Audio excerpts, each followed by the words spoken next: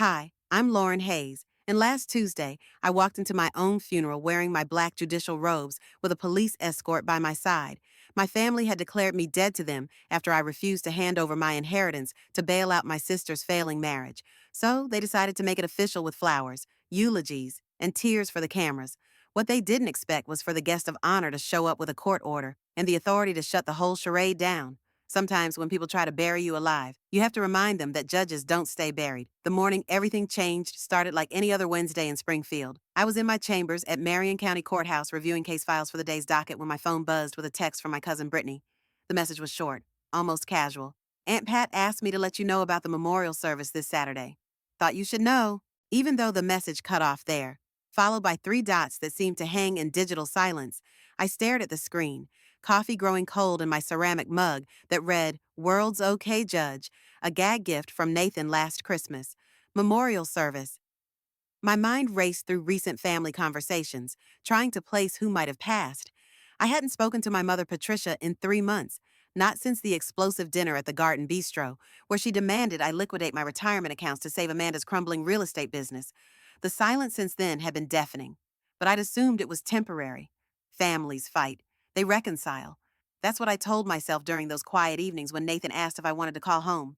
My fingers hovered over the keyboard as I typed back, Memorial for who I haven't heard anything. The response came faster than I expected. Lauren, I'm so sorry. I thought you knew. It's for you.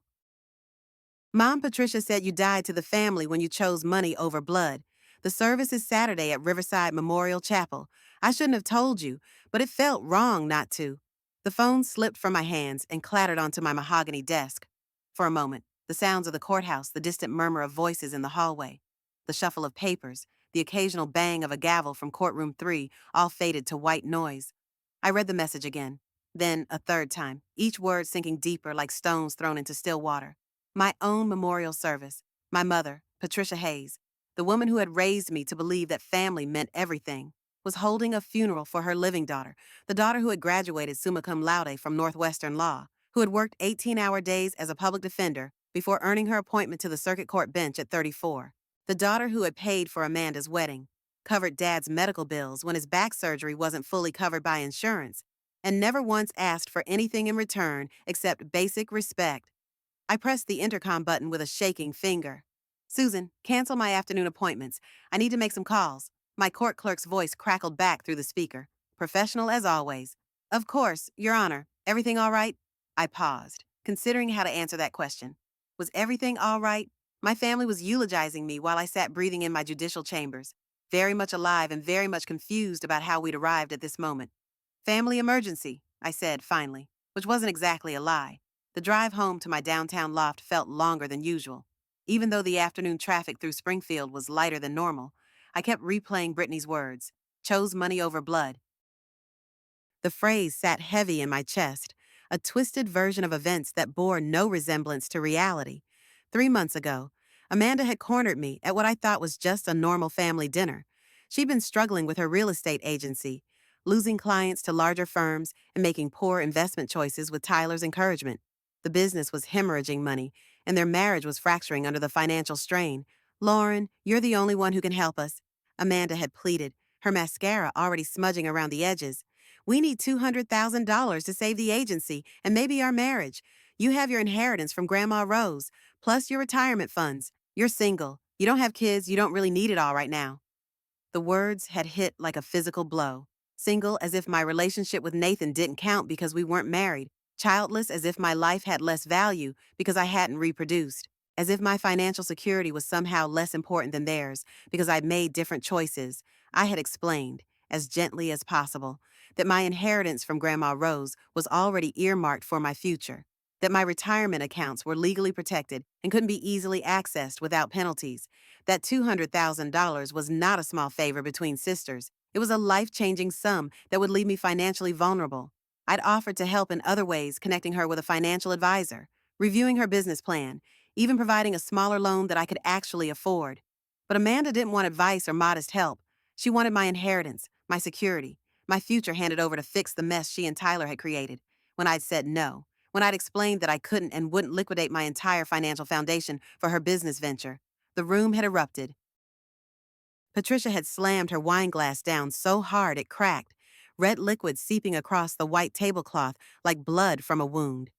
"This is what law school did to you," she'd hissed, her voice carrying the particular venom she reserved for moments when she felt personally betrayed. "Made you cold, made you think you're better than your own family. Your sister is drowning, and you're worried about retirement accounts you won't need for 30 years. Dad had said nothing, just stared at his hands, while Amanda sobbed theatrically into Tyler's shoulder. That night, I'd driven home in stunned silence while Nathan tried to process what had happened. "They really expected you to just hand over $200,000, he'd asked, his teacher's practical mind struggling with the mathematics of the request. I'd nodded, too drained to explain that the money was just the surface. Underneath was a family dynamic I'd never fully understood, where my achievements were somehow proof of my selfishness, where my financial stability was viewed as a resource to be tapped rather than a result of my own hard work and careful planning. Now, 3 months later, they decided to make their rejection of me official a memorial service, complete with flowers and eulogies, and probably some story about how I died to them when I chose material wealth over family bonds. The irony wasn't lost on me. They were mourning the loss of a daughter who had refused to financially sacrifice herself for a sister who had never sacrificed anything for anyone. I pulled into my building's parking garage and sat in the car for several minutes, engine ticking as it cooled. Through the concrete walls, I could hear the distant sounds of the city traffic, construction, the ordinary noise of life continuing around me while my world tilted sideways. My phone buzzed again. This time, it was Nathan. "How was court today, dinner at 7?" I stared at his text, so normal and caring, and felt tears I hadn't expected begin to sting my eyes. How do you tell the man you love that your family is holding a funeral for you because you wouldn't bankrupt yourself to save your sister's marriage? How do you explain that your mother thinks you're dead to her because you chose financial responsibility over financial ruin? Nathan knew about the dinner 3 months ago, had held me while I cried that night, but this felt like a new level of family dysfunction that even his patient, understanding nature might struggle to comprehend. I typed back, "We need to talk when you get home. Something's happened." Then I took the elevator to our floor, keys jingling in my hand like a small wind chime. The loft felt enormous and empty, all exposed brick and high ceilings that suddenly seemed to echo with loneliness. I poured myself a glass of wine from the bottle Nathan and I had opened last weekend, something expensive we'd been saving for no particular occasion. Today felt like occasion enough. By the time Nathan arrived home, Flour still dusting his shirt from whatever cooking project his advanced placement students had attempted that day, I'd consumed half the bottle and drafted 3 different text messages to my mother that I deleted without sending. He took one look at my face and set down his messenger bag with the careful deliberation of someone preparing for bad news. "What happened?" he asked, settling beside me on our gray sectional couch.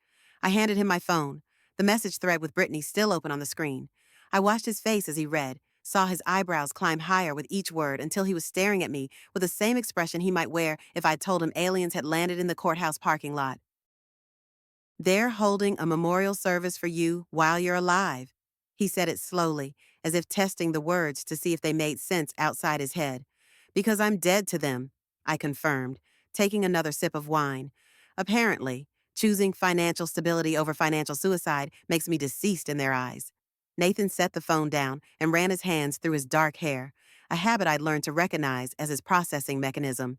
"Lauren, this is insane. Even for your family, this is completely unhinged."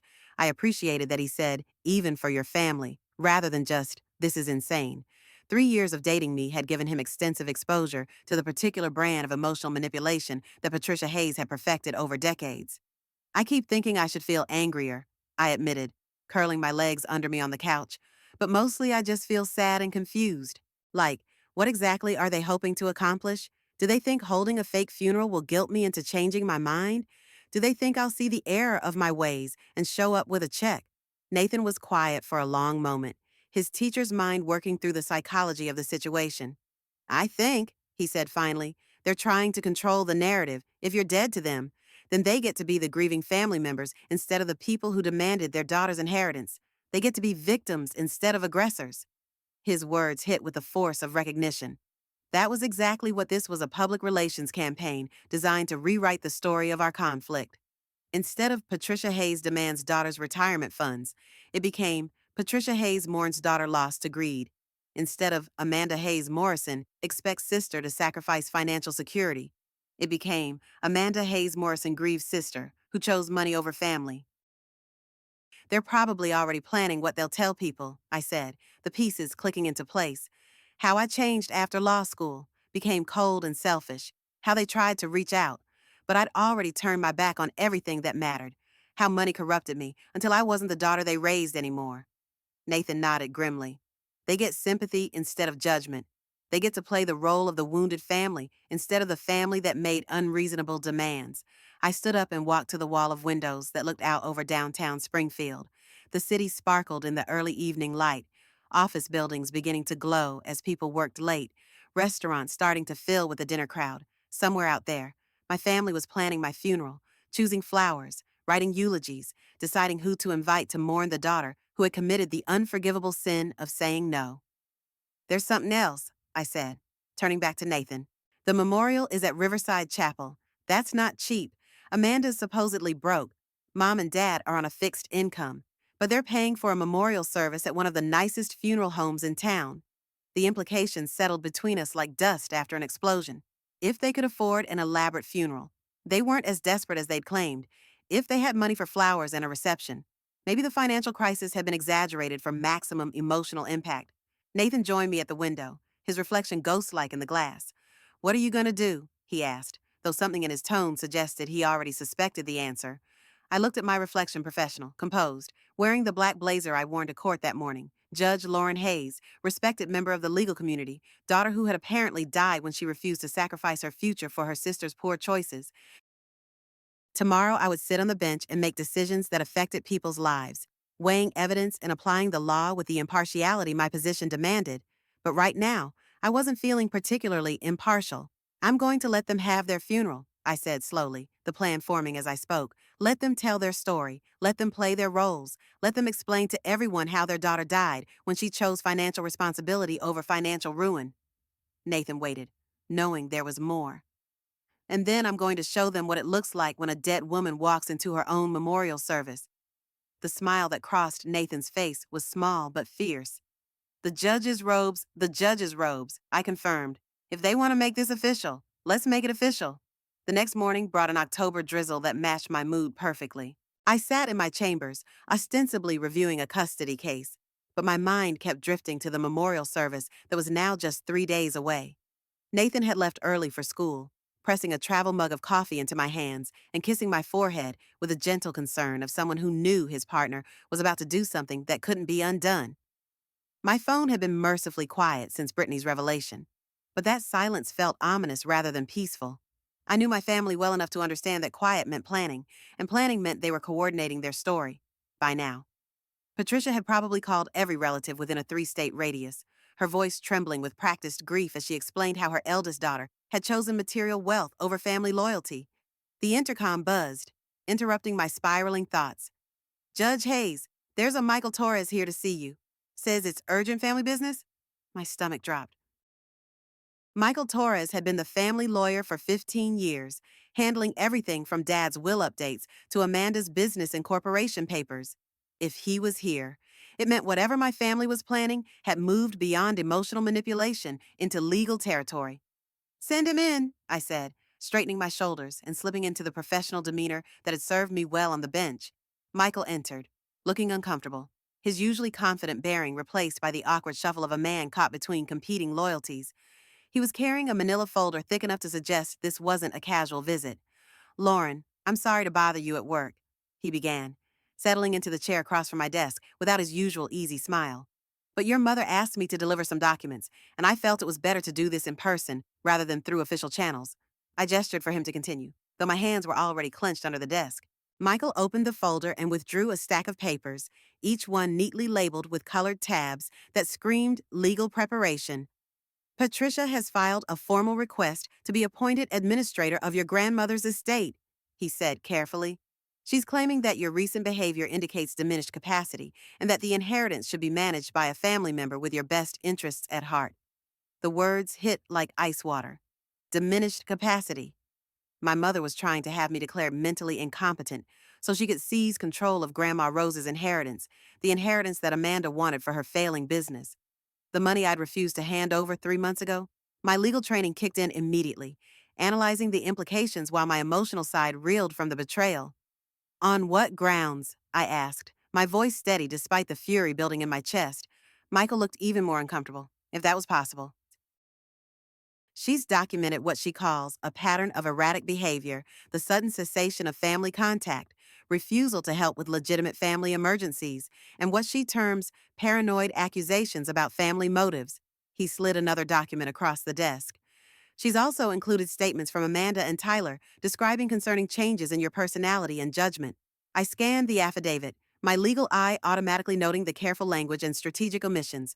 According to this document, I had become increasingly isolated and suspicious over the past year. I had cut off communication with family members without cause. I had refused to provide reasonable assistance during a family crisis, demonstrating a lack of judgment and empathy consistent with developing mental health issues. The document painted me as someone suffering from what Patricia's psychiatrist friend described as possible paranoid personality disorder exacerbated by professional stress. They want me declared incompetent, I said flatly, setting the papers down with deliberate calm, so they can access the inheritance I wouldn't voluntarily hand over. Michael nodded miserably. Lauren, I have to tell you they've been building this case for months. Patricia started documenting what she called concerning incidents right after that dinner in July. Every time you didn't return a call immediately, every time you declined a family invitation, every time you expressed frustration with family dynamics, she's been keeping records. The scope of the manipulation was breathtaking. While I thought we were simply going through a rough patch after the dinner confrontation, my mother had been systematically building a legal case to have me declared mentally deficient. Every missed phone call had become evidence of withdrawal. Every boundary I'd tried to set had become proof of paranoia. Every moment of self-protection had been twisted into symptoms of decline. The memorial service, I said, understanding flooding through me like nausea. It's not just emotional theater, it's evidence for the competency hearing. Michael's expression confirmed my suspicions. A grieving family gathering to mourn the daughter they've lost to mental illness, it establishes a timeline of decline and shows their attempts to maintain connection despite your deteriorating condition. His legal mind was working now, analyzing the strategy with professional detachment. It's actually quite clever, if completely unethical. I stood and walked to my window, looking down at the courthouse parking lot where ordinary people went about their ordinary business, unaware that upstairs, a sitting judge was discovering her family's plot to steal her inheritance through fraudulent incompetency proceedings. The rain had intensified, turning the world gray and blurred, matching the surreal quality of the conversation. How strong is their case? I asked, though I already suspected the answer. Michael was quiet for a long moment, the kind of silence that speaks louder than words. Patricia is a retired social worker with 30 years of experience documenting mental health concerns. Amanda and Tyler both present as worried family members with no apparent financial motive they've hidden their business problems well. They have a psychiatrist willing to testify about your symptoms based on secondhand reports. He paused, shuffling through more papers. And you're a single woman in a high-stress job with no children and limited social connections outside work. The narrative of someone cracking under pressure and becoming paranoid about family motives is unfortunately plausible to people who don't know you. The clinical assessment stung because it contained just enough truth to be believable. I was single, though not by choice. Nathan and I simply hadn't felt the need to make our relationship legally official. I was in a high-stress job. Though I thrived on the intellectual challenges, I did have limited social connections, partly because judicial ethics restricted my social activities and partly because I'd always been more comfortable with small circles of close friends. But Patricia had taken these ordinary life circumstances and weaponized them, turning my choices into pathology and my boundaries into symptoms. The memorial service would provide the perfect capstone to her narrative, a loving family gathering to mourn the daughter they'd lost to mental illness, creating a public record of their grief and concern. What's the timeline? I asked, still staring out at the rain. The competency hearing is scheduled for next Friday. Patricia filed for an emergency review, claiming immediate risk to your well-being and the estate assets. Michael's voice was carefully neutral, but I could hear the underlying anger. He'd known our family for years, had watched me grow from a precocious teenager to a respected judge. The idea that he was being forced to facilitate this legal assault clearly sat poorly with him. And the memorial service is Saturday, I said, pieces clicking into place. So they get their evidence of family grief on record just days before the hearing. Lauren, I have to ask, do you have legal representation for this? Because you're going to need it, and you can't represent yourself in a matter where your own competency is being questioned. Michael's lawyer instincts were taking over, moving past the family drama to the practical realities of defending against the petition. I turned back to face him, my mind already working through options and strategies. I'll handle it. But Michael, I need you to understand something when this is over. When Patricia's little legal gambit fails, I want you to think very carefully about whether you want to continue representing people who would use the legal system to steal from their own children. He had the grace to look ashamed. Lauren, I tried to talk them out of this. I told Patricia that competency proceedings against a sitting judge would require extraordinary evidence, but she was insistent, and Amanda was persuasive about the urgency of the situation. After Michael left, I sat in my chambers for nearly an hour, staring at the stack of legal documents that represented my family's attempt to legally murder me, because that's what this was. A kind of legal assassination designed to kill my autonomy, my reputation, and my financial independence in one coordinated strike. The memorial service wasn't just theater, it was evidence. The competency petition wasn't just manipulation, it was theft with official paperwork. My intercom buzzed again. Judge Hayes, you have the Morrison custody case at 2:00. I glanced at my watch, surprised to see that the morning had disappeared while I processed the scope of my family's betrayal. The Morrison case, another family destroying itself over money and pride. Another set of children caught in the crossfire of adult dysfunction. Thank you, Susan. I'll be ready in 10 minutes. I gathered Patricia's legal attack into a neat pile and locked it in my desk drawer, whatever my family thought they were accomplishing. They'd made one critical error in their planning. They were trying to use the legal system to destroy a sitting judge who understood the law better than they did, who had connections they couldn't imagine, and who had just discovered that her family's capacity for manipulation was far deeper than she'd ever suspected. The custody case that afternoon involved a mother trying to prove that her ex-husband was financially irresponsible and therefore unfit to have overnight visitation with their 8-year-old daughter. As I listened to testimony about unpaid bills and poor financial decisions, the parallels to my own situation weren't lost on me. Here was another family where money had become the weapon of choice, where financial responsibility was being twisted into evidence of moral failing. During the afternoon recess, I called my friend Jennifer Walsh, a family law attorney who specialized in high-conflict cases.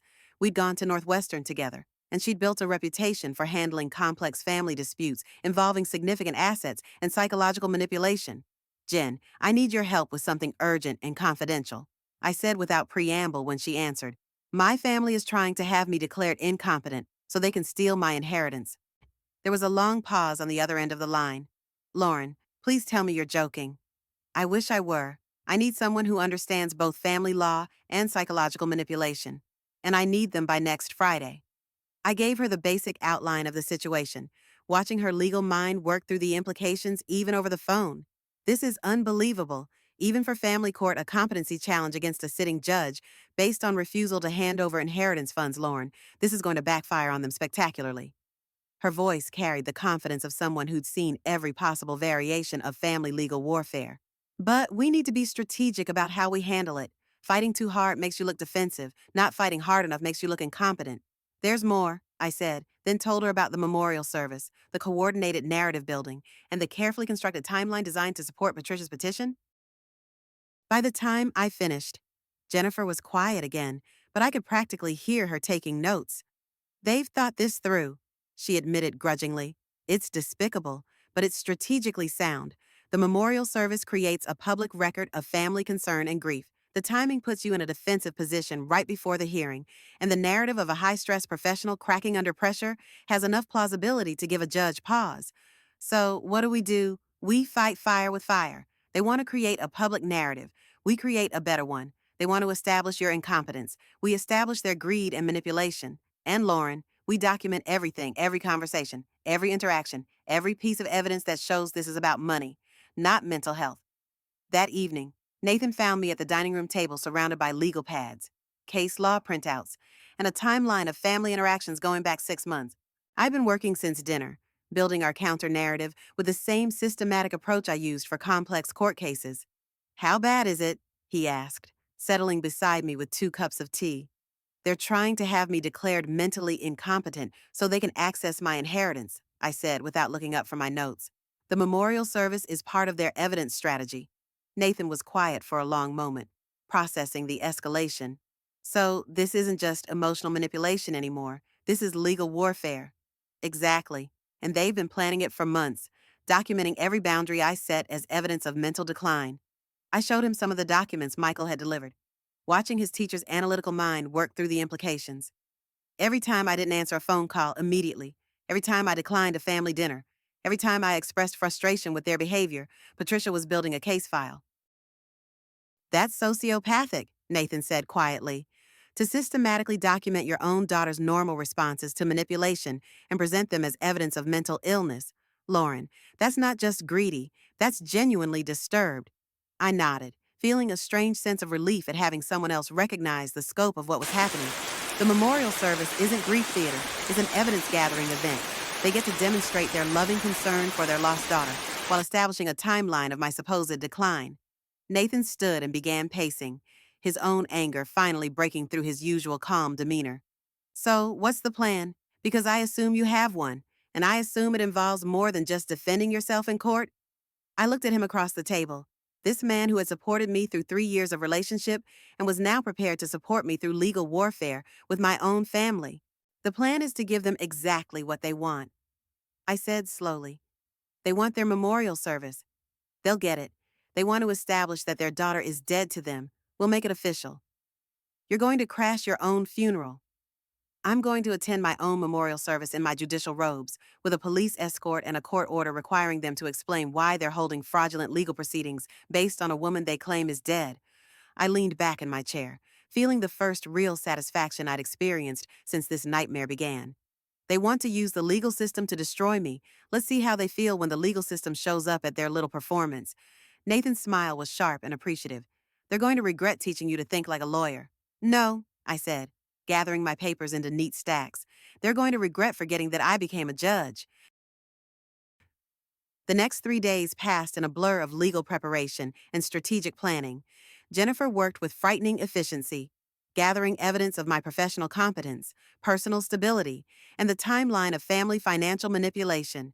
We documented every instance where Patricia or Amanda had requested money, every time they'd expressed anger at my refusal to provide financial support, and every piece of evidence suggesting their current legal action was motivated by greed rather than genuine concern. Meanwhile, I used my position and connections to quietly investigate the memorial service planning. A few phone calls to colleagues who had connections at Riverside Memorial Chapel revealed the scope of the event Patricia was planning. She'd booked their largest room, ordered flowers appropriate for a young person taken too soon, and even arranged for a small reception afterward. The guest list included extended family, family friends, and several people from the legal community who knew me professionally. The audacity was breathtaking. Patricia was essentially hosting a public event designed to establish my mental incompetence just days before a legal hearing where she hoped to gain control of my inheritance. She'd invited people from my professional life to witness her grief over losing her daughter to mental illness, creating a public record that could be used as evidence in court. But Patricia had made one crucial miscalculation. She'd assumed that I would remain passive, that I would either hide in shame or fight her quietly through proper legal channels. She planned her memorial service based on the old Lauren, the daughter who had always absorbed family dysfunction without complaint, who had always prioritized peace over justice. She hadn't planned for the Lauren who sat on the circuit court bench, who understood the law, and who had just discovered that sometimes the only way to stop manipulation is to expose it publicly and dramatically. Friday morning brought the competency hearing, and Jennifer had prepared me for what amounted to a trial of my own mental fitness. Patricia sat in the front row with Amanda and Tyler, all dressed in subdued colors that suggested ongoing grief for their lost family member. Their attorney was a sharp woman named Rebecca Chen, who specialized in elder law and competency cases, someone who clearly knew how to present a compelling narrative of family concern. The hearing lasted 4 hours. Patricia testified about my increasing isolation and paranoid behavior. Amanda provided examples of my unreasonable refusal to help during family crisis. Tyler offered observations about my apparent personality changes. Their psychiatrist, Dr. Marcus Webb, presented his analysis of my supposed symptoms, based entirely on secondhand reports from concerned family members. But Jennifer had prepared for this. She presented evidence of my professional competence, including recent case decisions that demonstrated clear thinking and sound judgment. She called character witnesses who testified to my stability and rationality. She presented financial records showing my responsible management of assets, directly contradicting claims that I was incapable of handling my own affairs. Most importantly, she systematically exposed the financial motivations behind the competency petition bank records showing Amanda's business failures, documentation of repeated requests for financial assistance, evidence that Patricia had begun documenting my supposed mental decline immediately after I refused to provide $200,000 for Amanda's business rescue. Judge Patricia Morrison, no relation. Despite the name was a seasoned family court judge who'd seen every possible variation of family manipulation. As the day progressed, I watched her expression shift from initial concern to growing skepticism to barely concealed anger at what was clearly a fraudulent use of the court system. Ms. Chen, Judge Morrison said finally, your clients are asking this court to declare a sitting circuit court judge mentally incompetent based entirely on her refusal to liquidate her inheritance to fund her sister's failing business. The evidence suggests that Judge Hayes' supposed mental decline began precisely when she declined to provide significant financial assistance to family members, and that her family's concern for her well-being coincides remarkably with their need for access to her assets. The competency petition was dismissed with prejudice, meaning Patricia couldn't refile it. Judge Morrison also ordered an investigation into potential fraud charges for filing false legal documents, and she made it clear that any further harassment of me through the court system would result in sanctions. But the real victory was still ahead. As we left the courthouse, I turned to Jennifer with a question that had been burning in my mind all week. Legally speaking, if someone holds a memorial service for a living person and represents it as genuine, what charges might apply? Jennifer's grin was positively predatory. Fraud, if they're collecting donations; public disturbance, if they're disrupting public peace; and if they're making false statements to people in your professional community that could damage your reputation. We might even have grounds for defamation. Good, I said, checking my watch, because tomorrow morning I'm going to need a police escort to attend my own funeral. Saturday dawned crisp and clear, the kind of October morning that makes Oregon look like a postcard. I dressed carefully in my formal judicial robes, the black fabric heavy with authority and tradition. The irony wasn't lost on me. These robes had been purchased to symbolize justice and impartiality, and now I was wearing them to confront the most personal injustice I'd ever experienced. Officer Rodriguez, one of the bailiffs from my courthouse, had volunteered for escort duty when Jennifer explained the situation. He'd worked with me for 2 years and was appalled at the idea that someone was holding a fraudulent memorial service for a sitting judge. Judge Hayes, this is the strangest assignment I've ever had, but I'm honored to be part of it, he'd said when we met at the courthouse that morning. The drive to Riverside Memorial Chapel felt surreal, like traveling to my own execution. Officer Rodriguez followed in his patrol car, emergency lights off, but clearly official. We timed our arrival for exactly 10 minutes after the service was scheduled to begin, when Patricia's performance would be in full swing and the maximum number of witnesses would be present. Riverside Memorial Chapel was elegant in the way that expensive funeral homes always are, all polished wood and tasteful flowers and hushed voices speaking in respectful tones. Through the windows, I could see the gathering Patricia had assembled: family members, family friends, and several faces I recognized from the legal community. She'd really done it. She'd actually convinced people to attend a memorial service for her living daughter. The guest book at the entrance was already half full of signatures from people offering condolences for my untimely demise. I paused to read a few entries. Lauren was taken too soon. Such a brilliant legal mind lost to mental illness. May she find peace now. Each entry was a small knife, evidence of how effectively Patricia had sold her narrative of a daughter lost to paranoia and professional stress. You ready for this, Judge? Officer Rodriguez asked quietly. I straightened my shoulders and adjusted my robes, feeling the weight of justice settle around me like armor. Let's go remind some people what happens when you bury a judge alive, I said, and together we walked through the doors of Riverside Memorial Chapel to crash my own funeral. The double doors of the chapel opened with a soft whisper that might as well have been a thunderclap. Every head in the room turned toward the entrance, and I watched as confusion rippled through the assembled mourners like a stone dropped into still water. There I stood, very much alive, draped in the formal black robes of my judicial office, with Officer Rodriguez beside me in full uniform. The silence stretched for what felt like an eternity, but was probably only seconds. Patricia stood frozen at the podium, where she'd been mid-eulogy, her mouth slightly open, one hand still resting on what appeared to be a framed photograph of me from my law school graduation. Amanda sat in the front row, her face cycling through shock, panic, and something that looked dangerously close to fury. Tyler had gone completely pale, his hands gripping the back of the pew in front of him like it was the only thing keeping him upright. Please, don't let me interrupt, I said, my voice carrying easily through the chapel's acoustics. I was hoping to hear what you had to say about me. The formal tone I used in court seemed to add weight to each word, transforming the chapel from a place of mourning into something that felt remarkably like a courtroom. Patricia found her voice first, though it came out as more of a croak than her usual authoritative tone. Lauren, what are you doing here? The question was so absurd that several people in the congregation actually laughed nervous sounds that broke the tension momentarily before it snapped back twice as tight. Well, Mother, I heard through the grapevine that you were holding a memorial service for me, and I thought it would be rude not to attend.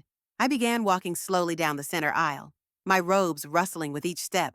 Officer Rodriguez remained by the door, his presence serving as a clear reminder that this was now an official matter.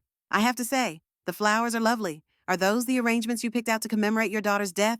The whispers started then, a low buzz of voices as the assembled guests began to understand what they were witnessing. I recognized several faces from the legal community colleagues who had come to pay their respects to what they believed was my passing. The mortification on their faces was almost as satisfying as the panic on my family's. Judge Hayes. The voice came from the back of the chapel. Margaret Fielding, a family court attorney I'd worked with on several cases, was staring at me with the expression of someone who had just seen a ghost. We were told you had passed away from stress-related complications. As you can see, Miss Fielding, reports of my death have been greatly exaggerated. I reached the front of the chapel and turned to face the congregation, letting them all get a good look at their supposedly deceased colleague. Though I admit I'm curious about these stress-related complications. Mother, would you like to elaborate on my cause of death for those who missed the beginning of your presentation? Patricia's face had gone through several color changes and finally settled on a sickly green. She gripped the podium like it was the only thing keeping her standing. Lauren, you're not supposed to be here. This is a private family gathering. A private family gathering. I gestured to the full chapel, the elaborate flower arrangements, the printed programs I could see scattered on the pews. This looks remarkably like a public memorial service to me, complete with guests from my professional community who believed they were coming to mourn my death. I picked up one of the programs from the nearest pew and read aloud. In loving memory of Lauren Marie Hayes, taken from us too soon by the pressures of modern life. The congregation was in full whisper mode now, people turning to each other with expressions of bewilderment and growing understanding. Someone in the back was already pulling out their phone, no doubt capturing this surreal scene for posterity. Officer Rodriguez, I called without turning around. Could you please explain to the assembly why you're here today? His voice carried the official authority of law enforcement as he stepped forward. Your Honor, I'm here as part of an investigation into potential fraud. It appears that false statements have been made regarding your death, potentially for financial gain. The legal implications hung in the air like incense, heavy and inescapable. Amanda finally found her voice, standing up from the front pew with shaking legs. This is insane. Lauren, you've completely lost your mind. We were trying to have a healing ceremony for our family, and you're turning it into some kind of circus. Her voice carried the practiced victimization that had served her so well over the years, but it rang hollow in the chapel's formal atmosphere. A healing ceremony, I repeated, letting the absurdity of the phrase settle over the room. Amanda, let me make sure I understand you organized a memorial service for your living sister, complete with a guest list that includes members of the legal community, and you're calling it a healing ceremony. We had to do something, Patricia said, her voice rising with defensive anger. You cut us off completely, wouldn't answer our calls, wouldn't return messages. We felt like we'd lost you already, so we thought if we acknowledged that loss publicly, maybe it would help us move forward. The explanation was so skillfully crafted that I almost admired its psychological sophistication. Patricia had managed to reframe their fraudulent memorial service as a therapeutic response to my supposed abandonment. It was the kind of manipulation that had kept me second-guessing myself for 34 years. But I wasn't the same person who had absorbed their dysfunction in silence anymore. That's a fascinating interpretation of events, Mother, but I think we should give our guests the full context of this healing ceremony. I turned to address the congregation directly, using the same calm, authoritative tone I employed when explaining complex legal matters to juries. 3 months ago, my family requested that I liquidate my inheritance and retirement accounts to provide $200,000 to rescue my sister's failing real estate business. When I declined to sacrifice my financial security for their poor business decisions, they initiated a coordinated campaign to have me declared mentally incompetent. The whispers stopped. The chapel fell into the kind of absolute silence that only comes when people are witnessing something that will be talked about for years. I could feel the weight of every gaze in the room, but for the first time in my life, the attention felt empowering rather than threatening.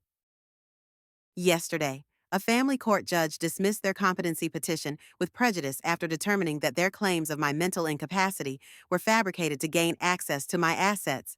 I paused, letting that information sink in.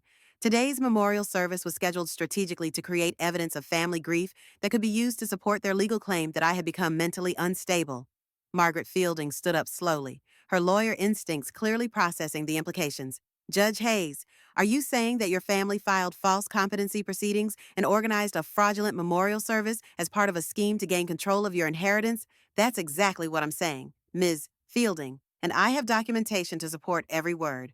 I reached into my robes and withdrew a manila folder that Jennifer had prepared, thick with evidence and legal documents, bank records showing my sister's business failures, court transcripts from yesterday's hearing, and most interesting of all, recordings of family conversations where they discussed the best strategy for gaining access to my assets. The color drained from Tyler's face so quickly, I thought he might faint. He'd forgotten about Nathan's habit of recording family gatherings on his phone ostensibly for the memories, but actually because he'd learned early in our relationship that my family's version of events rarely matched reality. Amanda was backing away from me, shaking her head frantically. You're lying. You're making this up because you can't stand that we moved on without you. You're so narcissistic that you can't bear the thought of us grieving for the sister we lost. The sister you lost, I repeated, and for the first time, genuine anger crept into my voice. Amanda, you didn't lose a sister, you lost access to a trust fund. There's a significant difference. Patricia tried to regain control of the situation, stepping back up to the podium with the commanding presence she'd used to manage family dynamics for decades. Everyone, please, this is clearly a very difficult situation for our family. Lauren has been under tremendous stress, and her behavior has become increasingly concerning. We hope that acknowledging our grief publicly might help her understand how her actions have affected the people who love her. It was a masterful performance, hitting all the right notes of concern, maternal love, and therapeutic intervention. Patricia had always been skilled at reframing her manipulation as care, her control as concern. But this time she was performing for an audience that included trained legal professionals who recognized manipulation when they saw it. Mrs. Hayes, came a voice from the middle of the chapel. Judge Patricia Morrison, who had presided over yesterday's competency hearing, was standing with an expression of cold fury. I believe I made myself quite clear yesterday about the consequences of continuing to harass your daughter through false legal proceedings. The appearance of the family court judge who had dismissed their competency petition sent visible shockwaves through my family. Patricia's confident facade cracked like ice under pressure, revealing the panic underneath. Judge Morrison's presence transformed this from a family drama into an official legal matter with potential criminal implications. Your Honor, Patricia stammered, this is a private family matter. We're not harassing anyone. We're simply trying to process our grief. Grief for a living person. Mrs. Hayes' grief that coincidentally serves to establish evidence for the fraudulent competency petition. I dismissed yesterday. Judge Morrison's voice carried the authority of someone who had spent decades dealing with family manipulation and had no patience for it. I think it's time for you to explain to this assembly exactly what kind of grief requires a memorial service for someone who is standing right here. The chapel had become absolutely silent except for the sound of Patricia's labored breathing. Every eye was on her, waiting for an explanation that couldn't possibly justify what they were witnessing. The mourners who had come to pay their respects to my memory were now watching my mother try to explain why she had lied to them about my death. We never said she was dead, Patricia said weakly, grasping for any possible defense. We said we were grieving for the daughter we had lost. People interpreted that however they wanted to interpret it. I pulled out one of the memorial programs and read directly from it, in loving memory of Lauren Marie Hayes, born June 15th, 1989, taken from us October 12th, 2023. I looked up at the congregation. That sounds remarkably like an obituary to me, and since today is October 14th, 2023, and I'm standing here very much alive, I think we can safely assume that someone has been making false statements. Officer Rodriguez stepped forward, his official presence lending weight to the moment. Ma'am, I need to inform you that making false statements about someone's death, particularly when those statements are used to gather sympathy, donations, or support a legal proceeding, can constitute fraud under Oregon state law. The threat of criminal charges shifted the atmosphere in the chapel from surreal to genuinely frightening. Tyler was now visibly sweating. Amanda looked like she was going to be sick, and Patricia was gripping the podium so tightly her knuckles had gone white. This is ridiculous, Amanda said, her voice high and panicked. We didn't ask for donations. We didn't commit fraud. We just wanted to have a ceremony to help us deal with losing our sister to her own greed and paranoia. Amanda, I said quietly, you might want to stop talking now. Anything you say at this point could be used against you in court, and trust me, You've already said more than enough. The legal training that had been beaten into me during 3 years of law school was now serving me well in this bizarre confrontation. I could see the exact moment when Amanda realized that her emotional outbursts were creating evidence that could be used against her in potential criminal proceedings. Margaret Fielding had been taking notes on her phone throughout the exchange, her lawyer instincts recognizing the historical significance of what she was witnessing. Judge Hayes, I think I speak for everyone from the legal community when I say we're horrified that we were manipulated into attending what we believed was a legitimate memorial service. Would you like us to provide statements regarding the false information we were given? That would be very helpful. Miss Fielding, I think it's important to document exactly how my family misrepresented my status to members of my professional community. I turned back to Patricia, who was now looking around the chapel as if searching for an escape route. Mother, would you like to explain to these people why you told them I had died from stress-related complications? Patricia's last line of defense was the emotional manipulation that had worked for so many years. Tears began streaming down her face, and her voice broke as she spoke. We just missed you so much, Lauren, when you cut us off. It felt like you had died. We thought if we could show you how much losing you hurt, maybe you'd come back to us. It was a performance worthy of an Oscar, complete with trembling voice and authentic-looking tears. For a moment, I could see some of the guests softening, their natural empathy responding to what appeared to be genuine maternal grief. This was how Patricia had controlled me for so many years, by making her manipulation look like love, her demands look like need. But this time, I had evidence. That's very touching, Mother. But I think our guests deserve to hear the recording of your conversation with Amanda last week, where you discussed how the memorial service would help establish a timeline of my mental decline for the competency hearing. I pulled out my phone and held it up. Nathan has been recording our family interactions for years, partly because he's sentimental, and partly because he learned early that your version of events doesn't always match reality. The color drained from Patricia's face so completely that I thought she might actually collapse. The tears stopped as if someone had turned off a faucet, replaced by the cold calculation of someone whose manipulation had just been exposed with photographic evidence. You recorded private family conversations, she asked, but the moral outrage in her voice sounded hollow even to her. Oregon is a one-party consent state, Mother. As long as one person in the conversation knows about the recording, it's perfectly legal and very enlightening. I looked around the chapel at the assembled guests, many of whom were now pulling out their own phones to document this unprecedented scene. Would you like me to play the part where you discuss the exact amount of money you hope to access through the competency proceeding, or perhaps the section where Amanda calculates how much of my inheritance would be needed to save her business? Tyler finally broke. This is insane. We're leaving. He stood up and grabbed Amanda's arm, trying to pull her toward the side exit of the chapel, but Officer Rodriguez stepped smoothly into their path, his hand resting casually on his radio. I'm afraid I can't let anyone leave just yet. We're in the middle of documenting potential criminal activity, and I need statements from all parties involved. His voice was professionally calm, but the authority was unmistakable. This investigation now involves fraud, false statements, and potential harassment charges. The reality of their situation was finally sinking in for my family. What they had planned as a simple manipulation tactic had escalated into a potential criminal matter with dozens of witnesses from the legal community. Their private family drama was now playing out in front of judges, attorneys, and court officers who would undoubtedly discuss this scene for years to come. I want a lawyer, Amanda said suddenly, the first intelligent thing she'd said all day. That's probably wise, I replied. You're going to need a very good one. Judge Morrison stepped forward, her expression grim with official authority. Mrs. Hayes, Ms. Morrison, Mr. Morrison, I'm ordering you to appear in my courtroom Monday morning at 9:00 for a hearing regarding potential contempt charges related to your violation of yesterday's court order. The order specifically prohibited any further harassment of Judge Hayes, and organizing a fraudulent memorial service certainly qualifies as harassment. The chapel buzzed with the sound of people finally processing what they had witnessed. A sitting judge's family had tried to steal her inheritance through fraudulent competency proceedings, and when that failed, they had organized a fake memorial service as both evidence and revenge. It was the kind of story that would be told in legal circles for decades. Patricia made one last desperate attempt at control. Lauren, please, we can work this out as a family. We don't need to involve the courts or make this public. We just made some mistakes, but our hearts were in the right place.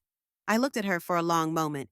This woman who had raised me to believe that family loyalty meant accepting abuse in silence. For 34 years, I had swallowed her manipulation, internalized her criticism, and prioritized her comfort over my own well-being. For 34 years, I had been the quiet daughter who absorbed dysfunction without complaint. Mother, I said finally, my heart was in the right place when I paid for Amanda's wedding. My heart was in the right place when I covered Dad's medical bills. My heart was in the right place when I helped with every family crisis for years without asking for anything in return except basic respect. My voice grew stronger with each word, carrying the authority of someone who had finally found her power. But when I said no to sacrificing my financial security for Amanda's poor business decisions, you decided I was dead to you, so let's make it official. I turned to address the assembled guests one final time. Ladies and gentlemen, thank you for attending what was supposed to be my memorial service. As you can see, I am very much alive and very much done with being manipulated by people who mistake my boundaries for betrayal.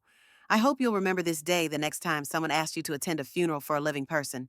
The chapel erupted in nervous laughter and continued whispers as people began filing out, phones in hand, already composing the messages that would spread this story throughout Springfield's legal community by evening.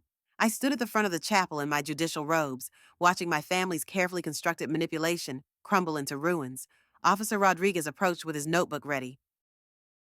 Judge Hayes, I'll need a full statement for the report, and I think we should discuss pressing charges for fraud and harassment. Absolutely. Officer Rodriguez, I believe it's time my family learned that there are consequences for treating the legal system like their personal manipulation tool. I glanced back at Patricia, Amanda, and Tyler, who were huddled together in panicked conversation. They wanted to bury me alive. Let's show them what happens when a judge rises from the dead. The aftermath of crashing my own funeral spread through Springfield's legal community faster than gossip in a small courthouse. By Sunday evening, my phone was buzzing with calls from colleagues, friends, and even reporters who had somehow gotten wind of the story. The tale of a sitting judge who showed up to her own memorial service in judicial robes with a police escort was the kind of legal drama that made headlines, and apparently, it was making headlines. Nathan found me Monday morning sitting at our kitchen table, surrounded by newspapers and printouts of online articles.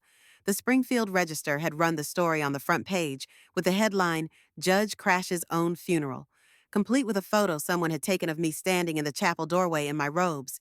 The legal blogs were having a field day with commentary ranging from shocked admiration to detailed analysis of the potential criminal charges my family faced. How are you feeling about all this? Nathan asked, settling beside me with coffee and the expression of someone trying to gauge his partner's emotional state after a week that had redefined the concept of family dysfunction. Strangely liberated, I admitted, looking up from an article that quoted Margaret Fielding describing the scene as the most surreal courtroom drama that didn't actually take place in a courtroom. The publicity felt overwhelming, but for the first time in my life, the story being told about me was actually true, for once. People were hearing the real version of events instead of Patricia's carefully edited narrative. The real test would come at 9-0 when Patricia, Amanda, and Tyler were scheduled to appear before Judge Morrison for contempt proceedings. I had arrived at the courthouse early, partly to review my notes and partly to observe the reactions of my colleagues. The conversation stopped when I walked through the halls, but the expressions were supportive rather than judgmental.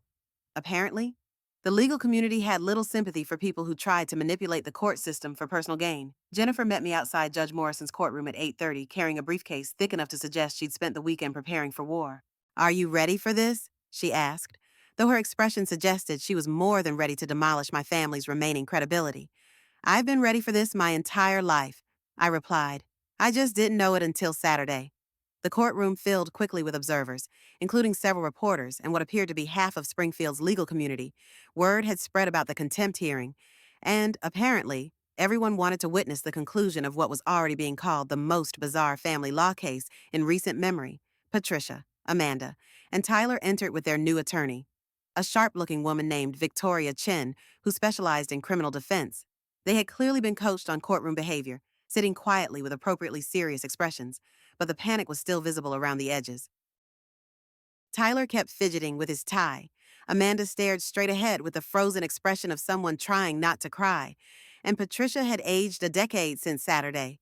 Judge Morrison entered with the bearing of someone who had spent the weekend reviewing the facts and was not pleased with what she'd found. This court will come to order. We are here to address potential contempt charges against Patricia Hayes, Amanda Morrison, and Tyler Morrison for violations of the restraining order issued Friday regarding harassment of Judge Lauren Hayes. Victoria Chin stood immediately. Your Honor, my clients respectfully dispute that their actions constituted harassment. The memorial service was a private family gathering intended to help them process their grief over the estrangement from Ms. Hayes. Any misunderstanding about the nature of the event was unintentional. It was a reasonable defense strategy, but Judge Morrison had clearly done her homework. Miss Chen, are you arguing that organizing a public memorial service for a living person, complete with printed programs stating a specific date of death, was somehow a private family gathering? Because I have photographs of the event that suggest otherwise. The photographs were devastating. Someone at the memorial service had documented everything: the guest book with its entries about my untimely death, the programs with my birth and supposed death dates, the flower arrangements typically reserved for funerals, and Patricia standing at the podium delivering what was clearly a eulogy. Most damaging of all was a photo of the chapel's message board, which had displayed memorial service for Judge Lauren Hayes in the kind of formal lettering usually reserved for actual deceased persons.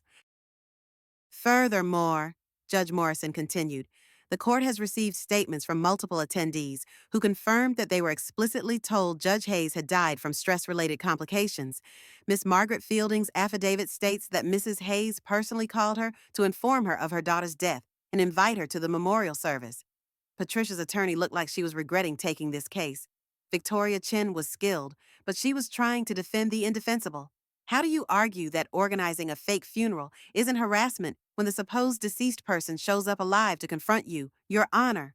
Victoria tried again. My clients acknowledged that their grief led them to make some poor decisions, but there was no intent to defraud or harass. They were processing a family estrangement in an unconventional way. Judge Morrison's expression suggested she was running out of patience. Miss Chen, your clients didn't just process their grief unconventionally. They filed fraudulent competency proceedings, organized a fake memorial service, and made false statements about Judge Hayes' death to members of the legal community. This wasn't grief processing. This was a coordinated campaign of harassment and potential fraud. Jennifer stood to address the court, her voice carrying the confidence of someone who had prepared extensively for this moment. Your Honor, the defendants' actions went far beyond simple harassment. They used the memorial service to gather evidence for their competency petition, specifically timing the event to create a public record of family grief that could be presented to support their claims of Judge Hayes' mental instability. She presented a timeline that was devastating in its clarity. The competency petition filed immediately after I refused to provide financial assistance. The strategic timing of the memorial service just days before the competency hearing. The guest list that included members of my professional community who could potentially testify about my family's apparent grief and concern. The careful documentation of my supposed symptoms that aligned perfectly with the memorial service narrative. This wasn't a family processing grief, Your Honor. This was a calculated attempt to destroy Judge Hayes' reputation and gain control of her assets through fraudulent legal proceedings. The evidence was overwhelming: bank records showing Amanda's business failures and the timeline of their financial desperation. Recorded conversations where Patricia and Amanda discussed the best strategy for accessing my inheritance. Documentation of their attempts to gather information about my financial accounts and legal standing. Most damaging of all was the recording of Patricia explaining to Amanda how the memorial service would show everyone how much Lauren's behavior has hurt us and prove that we tried everything to help her. Tyler finally broke under the weight of the evidence. Despite his attorney's attempts to keep him quiet, he stood up suddenly and addressed the court directly. Your Honor, this wasn't my idea. Patricia convinced us that Lauren had become paranoid and unstable, that she was hoarding money while her family suffered. She said the memorial service was just a way to show Lauren how much her behavior was hurting us. Victoria Chin looked like she wanted to crawl under the defense table. Having your client confess in open court is never part of a successful defense strategy. Patricia turned to stare at Tyler with the kind of fury usually reserved for traitors, while Amanda buried her face in her hands. Mr. Morrison, Judge Morrison said sternly, are you saying that you participated in organizing a fraudulent memorial service because Mrs. Hayes convinced you it was therapeutic? Tyler was in full confession mode now, apparently deciding that honesty was his best chance at avoiding criminal charges. She said Lauren had become obsessed with money and was cutting off her family to protect her inheritance. She showed us bank statements and retirement account information and said Lauren was being selfish and paranoid. She said if we could show Lauren how much losing her hurt, maybe she'd come back to us. The admission was devastating for Patricia's defense. Tyler had just testified that Patricia had accessed my financial information without permission and used it to convince other family members that I was mentally unstable. The privacy violations alone were enough for additional charges, and the systematic nature of the manipulation painted a picture of calculated fraud rather than emotional grief. Patricia's composure finally cracked completely. He's lying, she shouted, standing up despite her attorney's attempts to restrain her. Lauren turned her back on her family. She chose money over blood. We were just trying to save her from herself. Mrs. Hayes, Judge Morrison said coldly, please sit down and remain quiet, or I will hold you in contempt of contempt proceedings, which would be a new one for this court. But Patricia was beyond listening to legal advice. 30 years of manipulating family dynamics through emotional theater had left her unprepared for a courtroom where facts mattered more than feelings. She's my daughter, Patricia continued, her voice rising to near hysteria.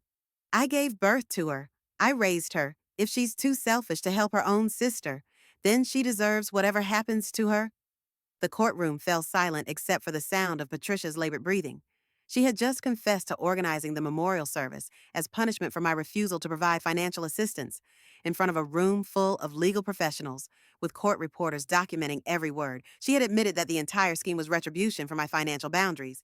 Victoria Chen was frantically trying to control her client, but the damage was done.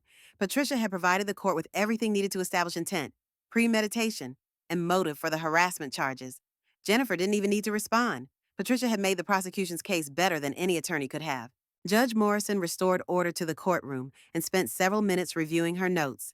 When she looked up, her expression was grim with judicial authority.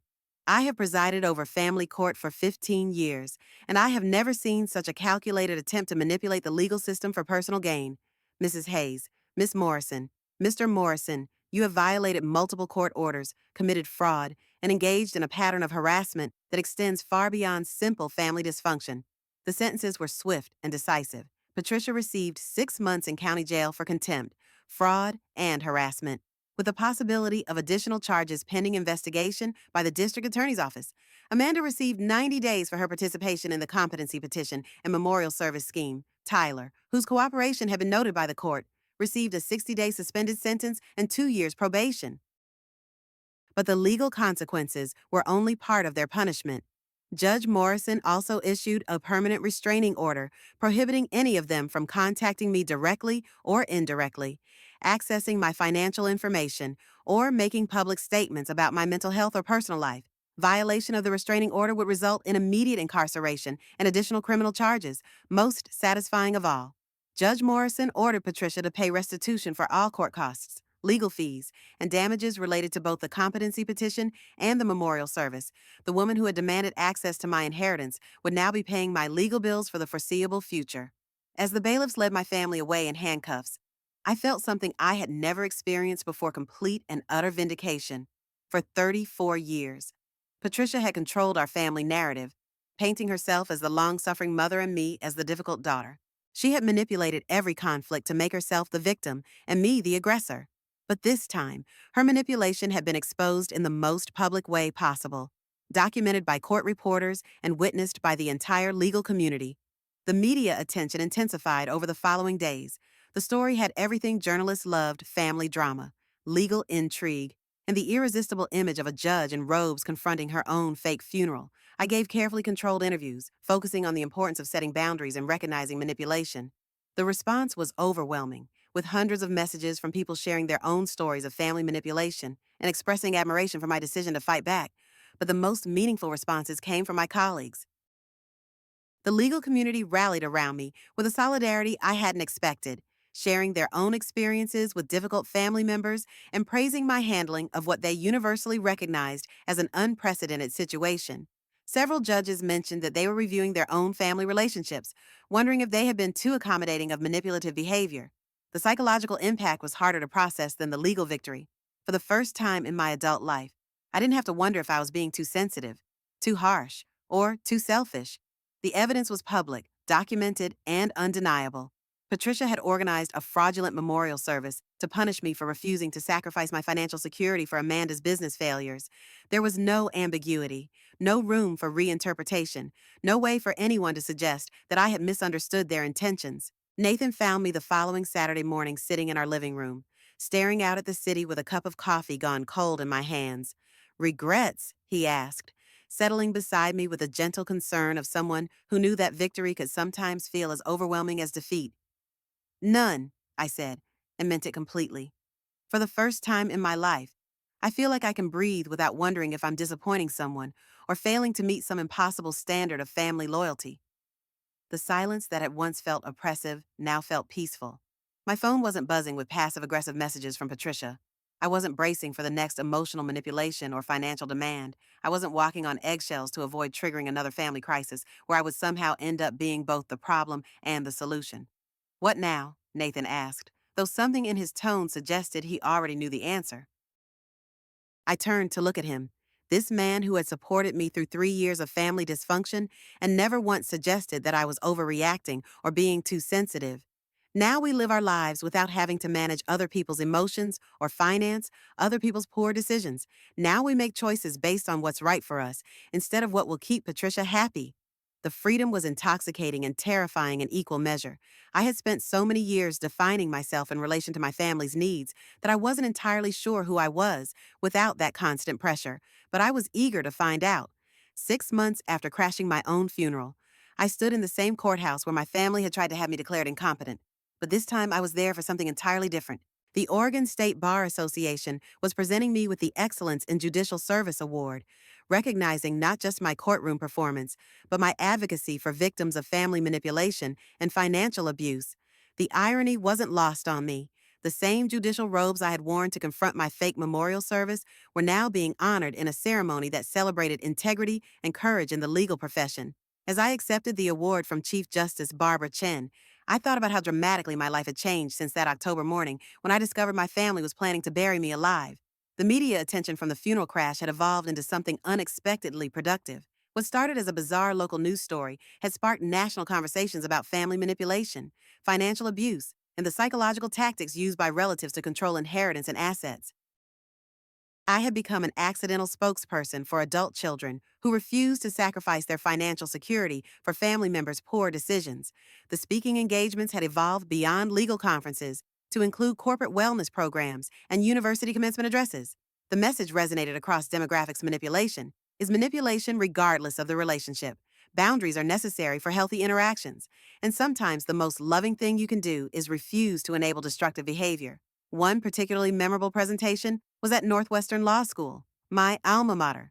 Speaking to graduating students about the importance of maintaining boundaries with family members who view legal careers as financial opportunities felt like closing a circle. These future attorneys were receiving the guidance I wish I had gotten 20 years earlier. The questions from law students revealed how common family financial manipulation actually was. Student after student described relatives who viewed their education as a family investment that should benefit everyone, parents who expected access to starting salaries to pay household expenses, siblings who assumed lawyers had unlimited resources to solve family financial problems. My advice was practical and legally grounded. Establish clear boundaries early in your career. Document any financial assistance you provide. Never co-sign loans for family members with poor credit. And remember that your license to practice law comes with ethical obligations that include avoiding conflicts of interest. Even within family relationships, the feedback from these presentations was overwhelmingly positive, but it also highlighted how pervasive family financial manipulation really was. Hundreds of people shared stories of relatives who used emotional manipulation to access assets, family members who filed fraudulent legal claims, and parents who threatened estrangement to coerce financial support. The patterns were remarkably consistent across different economic levels and cultural backgrounds. The tactics might vary, but the underlying dynamic remained the same: family members with poor financial judgment or genuine crisis expecting relatives with better resources to solve their problems, regardless of the cost to those relatives. Personal relationships have been transformed by the experience of setting boundaries and maintaining them consistently. Friendships deepened when they were based on mutual respect rather than accommodation of dysfunction. Professional relationships became more authentic when I stopped worrying about managing other people's emotions. Even casual social interactions improved when I wasn't constantly bracing for manipulation or criticism. The relationship with Nathan had evolved from supportive partnership to genuine collaboration. His unwavering support during the family crisis had demonstrated his character in ways that normal relationship challenges never could have. Watching him stand beside me in court, helping me process legal strategies, and celebrating my victories without trying to claim credit has shown me what authentic partnership actually looked like. Our financial planning reflected the security that came from truly independent decision-making. We could invest in our future without worrying about family members who might view our assets as available resources during their next crisis. We could take calculated risks, knowing that our decisions would only affect us. We could be generous with causes we cared about without justifying our choices to relatives who felt entitled to our money. The house we bought in the hills outside Springfield represented everything I had gained by establishing boundaries. The property was private, peaceful, and entirely ours. No family members had keys. No relatives felt entitled to use it during difficult times, and no one expected us to accommodate their needs or preferences in our decorating choices. The security system wasn't installed because I feared physical danger for my family, but because the experience of having Patricia and her conspirators trespass on property they felt entitled to use had taught me the importance of clear boundaries. The cameras and alarms weren't about paranoia, they were about documentation and prevention. As I stood at the podium accepting my award, I looked out at the audience filled with colleagues, friends, and the new support network I had built since that fateful day in October. The daughter who had once absorbed family dysfunction in silence had learned to speak truth to power, even when that power was wielded by people who claimed to love her. The woman who had crashed her own funeral had risen from the ashes of family manipulation to build a life based on authentic relationships, genuine security, and the radical idea that adult children don't owe their parents access to their assets simply because they share DNA. Sometimes when people try to bury you alive, you have to remind them that judges don't stay buried, and unlike my family's fraudulent memorial service, that lesson had been both genuine and necessary.